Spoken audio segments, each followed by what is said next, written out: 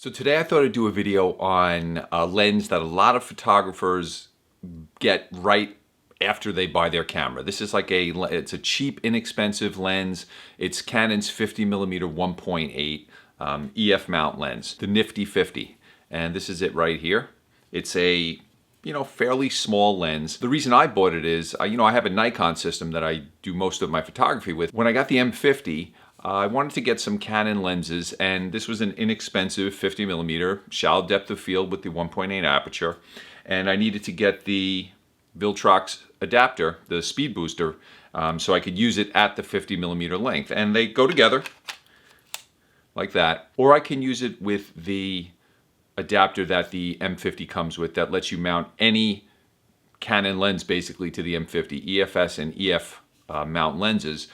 But that one will actually, you'll get the crop factor, so it's more like an 80mm lens. So this pretty much lets you shoot at the native focal length of your EF mount lenses. I had a wedding to go to this last weekend, and I took the M50 with me, and I just took this 50mm with me.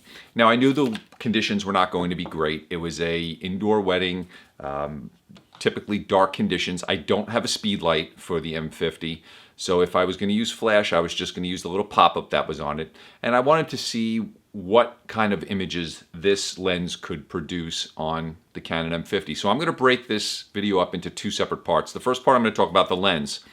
And while it's an inexpensive lens, and it might be something you say, let me go get, I don't love this lens. I have to be honest with you. Its focus is soft, bokeh, out of focus area in the background, whatever you want to call it. It's not pleasing, and as I'm going along, I'll be dropping in images from the night. So I started out with taking a few images of my family in front of the house, and I don't know if you can tell, but the out of focus areas in the back, it's not like a soft, creamy look. It's a kind of a jagged, unappealing out of focus area. Now, you do get a shallow depth of field at 1.8, but I don't know, it's not the best looking 1.8 that I've ever seen. In daylight, bright sunshine, the lens works okay. When I zoom in really tight, the focus is okay. It's not perfect. Some of my images that I took were out of focus. So this, right out of the gate, I wasn't thrilled with it. So we went to the wedding venue and took some images. When we were outside, it was starting to get dark out. Now, this is where the M50 and this lens really don't work well together, because the Canon M50, while it's a great little camera, when the lights go down, it does not do well with high ISO performance. So the rest of my night became very frustrating. I had the camera set in manual mode because I wanted a certain shutter speed, and I also wanted it at the wide open aperture. But I also had my ISO set to auto. This way I let the camera do what it had to do to get me to the right ISO, so I wasn't messing around with it too much.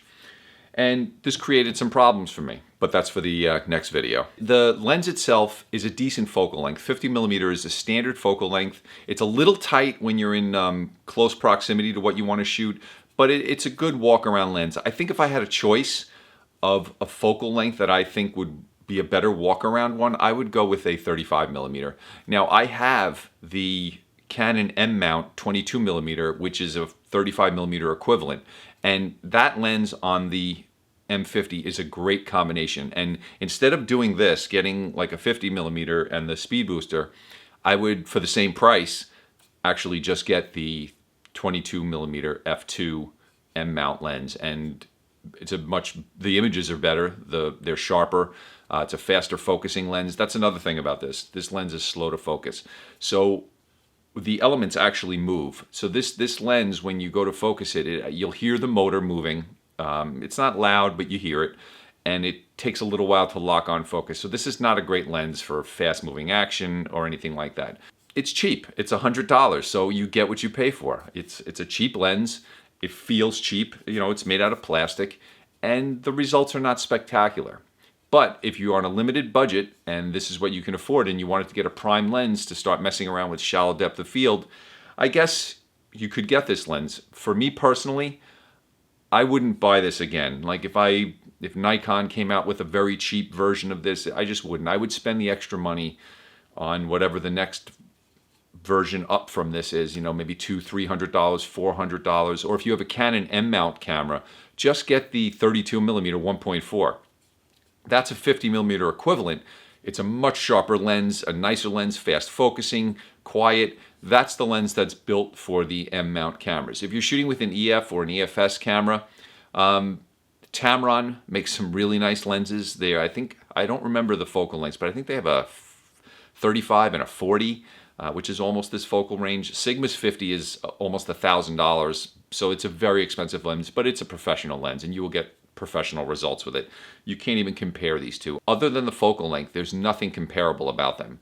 So that Sigma lens is a pro lens. It's 5 times the size of this in weight, and the images are beautiful. These are not. Now, you could look at some of these images, and they're not bad. They're okay.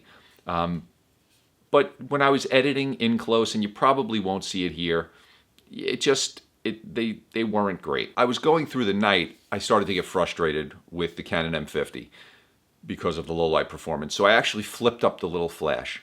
And the lens did a little bit better because it had a little more light to work with, but it was still slow to focus. So I had the flash up and, you know, I would press the shutter button, but it would take a second for the lens to lock on focus, and then the images would fire. So I missed some shots, but the ones that I did take, they were fine. They were, you know, moments captured. But ideally, you don't want to use this kind of, you know, pop-up flash on your camera. I mean, it's there, it works. It obviously, you know, worked well. It works better than the camera without a flash because the ISO performance wasn't so great. Yes, it's a decent little lens if you're shooting out in the middle of the day with bright lights and you don't need to rush your shots. You can get some okay images with this. I don't love it. I don't recommend it.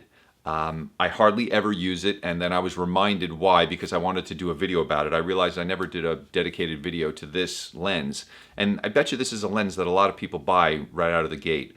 And if you're new to photography, you might think it's fine, but having come from professional lenses and using all sorts of different lenses and owning the Sigma 50mm 1.4 for a number of years, there are better choices. That's all I'll say. You can definitely find some better choices than this lens. In the next video, I'm going to be talking about the Canon M50 and how it really disappointed me with its low light performance while I was in this wedding venue. Okay, so look out for that one. I'm going to leave our M50 playlist here, and then I'm also going to leave the review for the Sigma 1.4 that Eric did. He really loves this lens, and it's a 50mm lens that if you want a good 50mm lens, this might be the way to go. Okay, we'll see you in the next one.